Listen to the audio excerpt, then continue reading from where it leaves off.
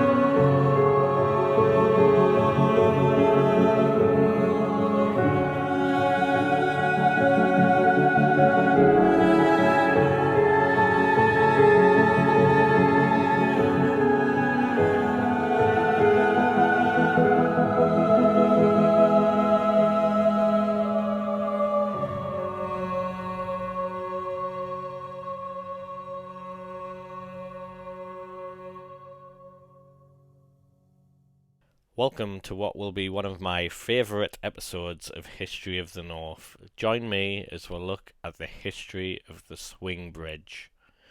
So before we talk about the swing bridge, we have to go back in time, a long way back in time, 1902 years ago. We arrive at Pons Aelius, Latin for Aelian Bridge. Pons Aelius was the Roman name for the fort built from where Newcastle upon Tyne originated.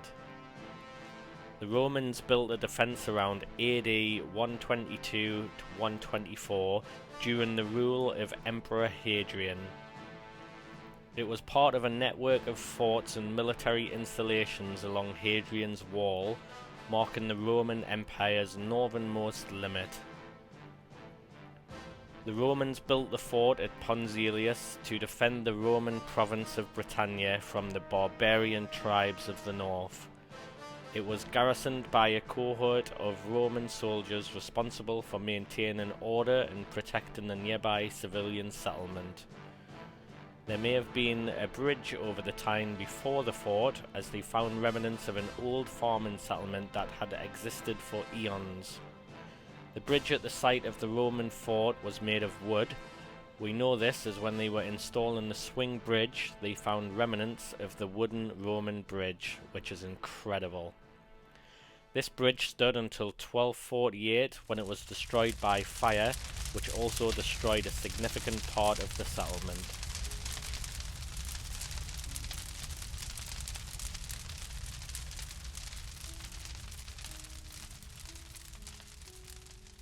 The medieval bridge, built sometime after 1248 after the destruction of the Roman bridge. There are no images of this bridge complete spanning the River Tyne, except for this mock-up from the Royal Jubilee exhibition, which is quite remarkable. We will talk about this Great Northern exhibition when we talk about the history of Newcastle in Season 2.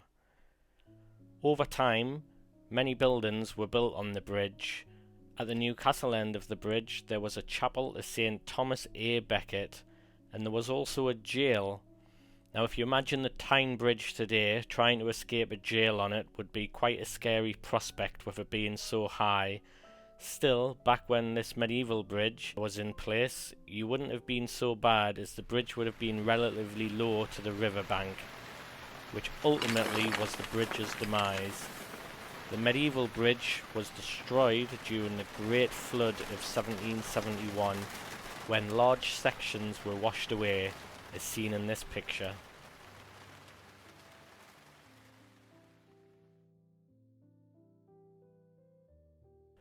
All the bridges on the Tyne, except for Core Bridge, were swept away during the flood of 1771.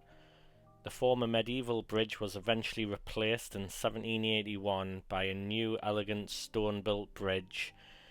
It was known for some years as Millen's Bridge after J. Millen, who oversaw its construction. It was built on the line of the original Roman and medieval bridges. It was 91.5 meters long, constructed beautifully in stone with 9 arches and a decorative balustrade over the arches. Smaller vessels such as keel boats could pass under the arches by lowering their sails, but the bridge lasted less than 100 years before the present swing bridge replaced it to allow large vessels to pass further upriver.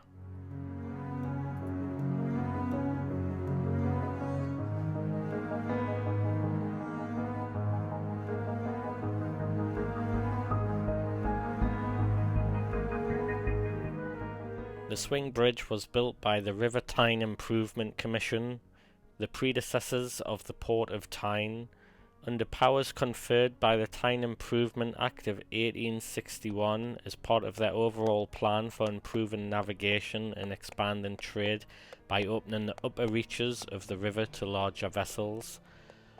While it was being constructed, a temporary bridge was put in place from 1865 to 1876. The swing bridge was opened on the 25th of June 1876 and is the only bridge out of the 7 across the Tyne not to have been opened by royalty. The design for the new bridge was drawn up by John Err, resident engineer of the Tyne Improvement Commission. Sir William G. Armstrong & Co. was appointed contractor for the project, with William Armstrong himself assisting in the design of the bridge and his company manufacturing and installing the wrought iron superstructure and all the hydraulic operating machinery. The bridge was designed in such a way as to swing open around a central pivot to create 2 unobstructed waterways on either side of its main central pier to allow ships to move more freely upriver, specifically the ships heading to the Derwent Staiths and Armstrong's armament factories upstream to be kitted out with big guns, etc. When it was built, it was the biggest turning bridge in the world. At one time, the bridge used to be open several times a day, but now it rarely opens except for regular maintenance purposes, although it hasn't been opened in some time. In 1924, it opened to allow 6,000 ships through in what was its busiest year.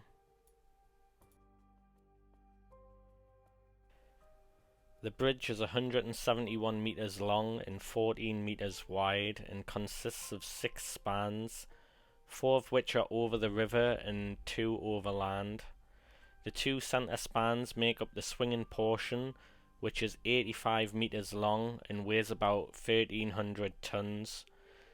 This span is able to move through 360 degrees to allow vessels to pass on either side of the bridge when open. The foundations are concrete-filled cast iron cylinders set in the river's bedrock. Granite piers rest upon the cylinders at little above the height of low water. The weight of the swinging portion of the bridge is carried by the centre pier.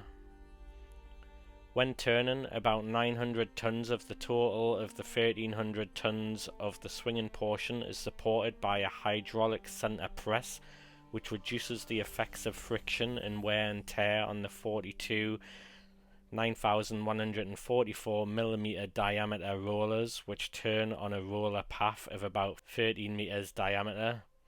The bridge, when open to road traffic, is supported at the end by cast iron blocks moved and locked into position under the girders by hydraulic rams. The power for operating the bridge is supplied by hydraulic engines worked by electrically driven pumps to a pressure of about 49 kilograms centimeter squared, and all machinery is duplicated as an insurance against breakdowns. Pressurized water is used to power the hydraulic engines which turn the bridge. The process begins in the pump room, located on the east side of the bridge, where the water is stored and pressurized, and then is transferred into an accumulator or energy store. There are 2 of these on the swing bridge, but only one, the east, is used today.